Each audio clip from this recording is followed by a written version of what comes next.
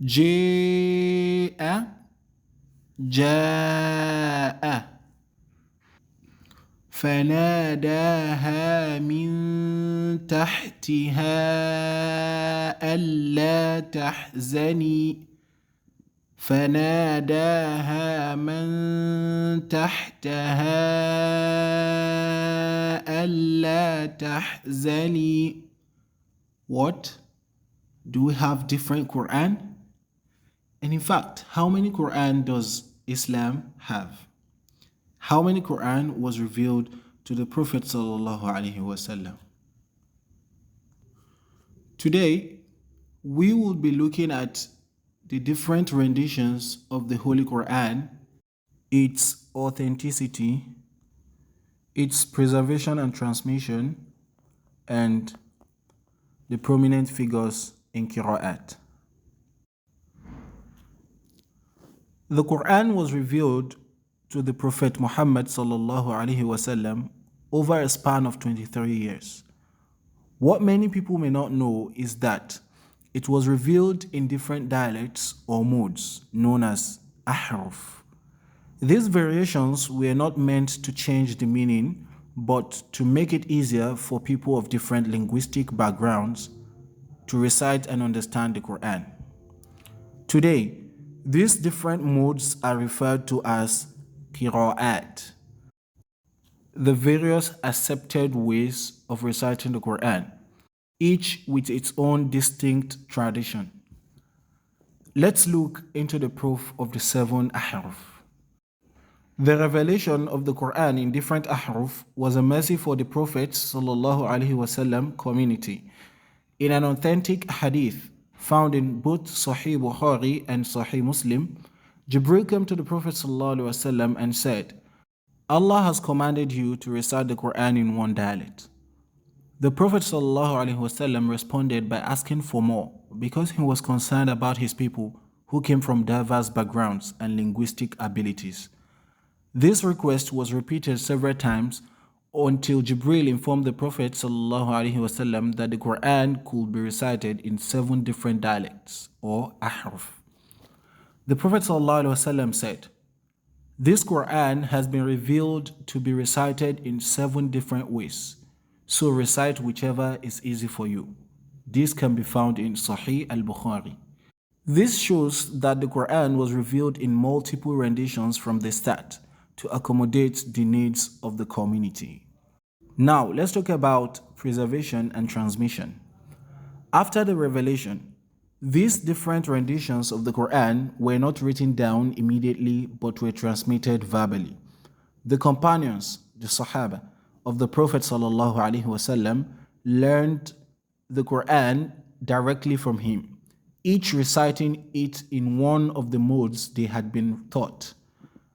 The tradition of reciting the Quran was passed down from the Sahaba to the Tabi'in and through the generations. This verbal transmission was done with extreme precision, preserving the Quran exactly as it was revealed. One famous story demonstrating the existence of this different recitation is the encounter between Umar ibn al-Khattab and Hisham ibn Hakim. Umar heard Hisham reciting Surah Al-Furqan in a way that was different from how he learnt it.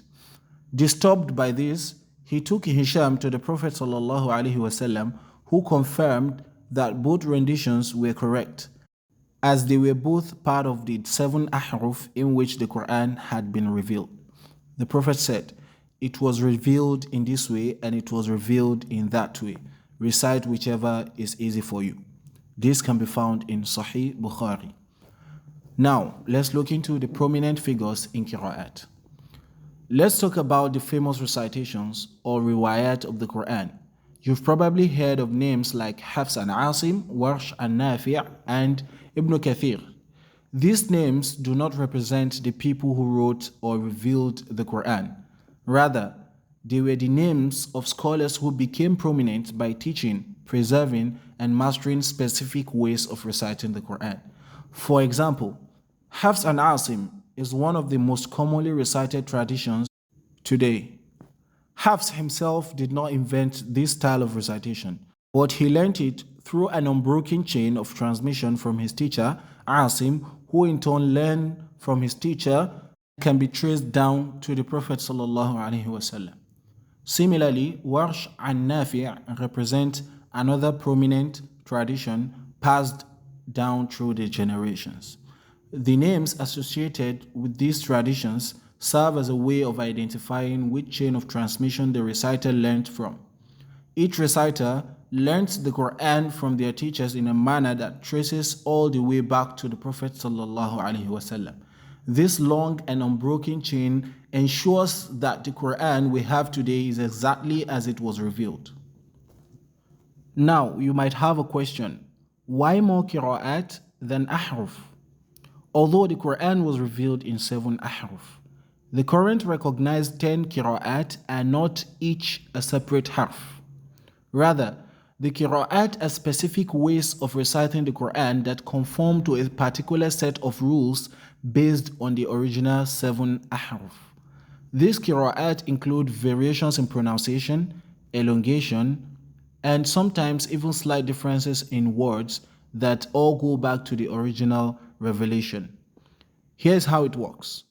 10 major Qiraat were accepted, and each of these has its own riwayat, narration or transmission.